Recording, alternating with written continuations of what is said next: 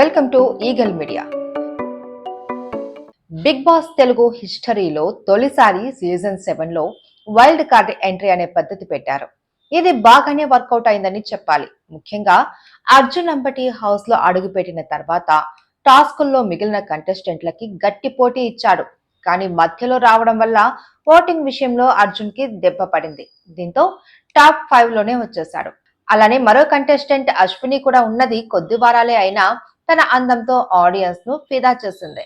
దీంతో big boss 8 లో కూడా వైల్డ్ కార్డ్ ఎంట్రీ ఉండబోతుందనే విషయం ఇప్పటికే ఆడియన్స్ కి ఐడియా ఉంటుంది. అయితే గత సీజన్ లో చేసినట్లు 5వ వారంలో హౌస్ లోకి పంపిస్తారా లేక ఒక్కొక్కరిగా ఒక్కో వారం వదులుతారా అనే దానిపై క్లారిటీ ఇంకా రాలేదు.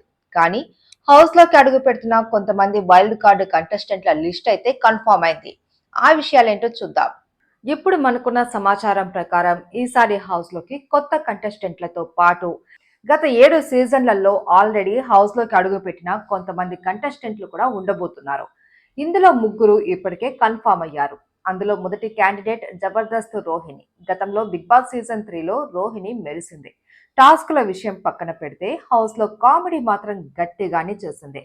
అందులో ఈసారి సీజన్ లో పెద్దగా కామెడీ చేసే కంటెస్టెంట్లు ఎవరూ లేకపోవడంతో రోహిణిని లోపలికి పంపిస్తున్నారన్నమాట. అలాగే బిగ్ బాస్ సీజన్ 4 కంటెస్టెంట్ ముక్కు అవినాష్ కూడా మరోసారి హౌస్ లోకి రాబోతున్నాడు. వైల్డ్ కార్డ్ ఎంట్రీలో అవినాష్ ను పంపేందుకు ఇప్పటికే బిగ్ బాస్ టీం ఫిక్స్ అయిపోయిందట. అవినాష్ కూడా తన రోత కామెడీతో బాగానే లాక్కొస్తాడు. ఇంకా బిగ్ బాస్ సీజన్ 1 లో దుమ్ము దులిపిన హరితేజన్ కూడా ఈసారి వైల్డ్ కార్డ్ ఎంట్రీలో పంపుతున్నారట. అప్పుడైతే అంతా పద్ధతి పరమార్థం అంటూ చెప్పుతున్న హరితేజ ఈ మధ్య కాలంలో సోషల్ మీడియాలో ఆమె ఇస్తున్న గ్లామర్ ట్రీట్ గురించి ప్రత్యేకంగా చెప్పుకోనవసరం లేదు. మరి హరితేజ హౌస్ లోకి వస్తుందంటే గట్టిగానే బజ్ ఇచ్చే అవకాశం అయితే ఉంది. ఈ ముగ్గురు ఇప్పటికే కన్ఫర్మ్ కాగా రీతూ చౌదరి, గోరింటాకు సీరియల్ ఫేమ్ కావ్య కూడా వైల్డ్ కార్డు ఎంట్రీ ఇచ్చే అవకాశం ఉందని టాక్. రీతూ చౌదరి, విష్ణుప్రియ జిగిరి దోస్తులు అన్న సంగతి తెలిసిందే. ఇక కావ్య ఇప్పుడు హౌస్ లో ఉన్న నిఖిల్ కి బెస్ట్ ఫ్రెండ్.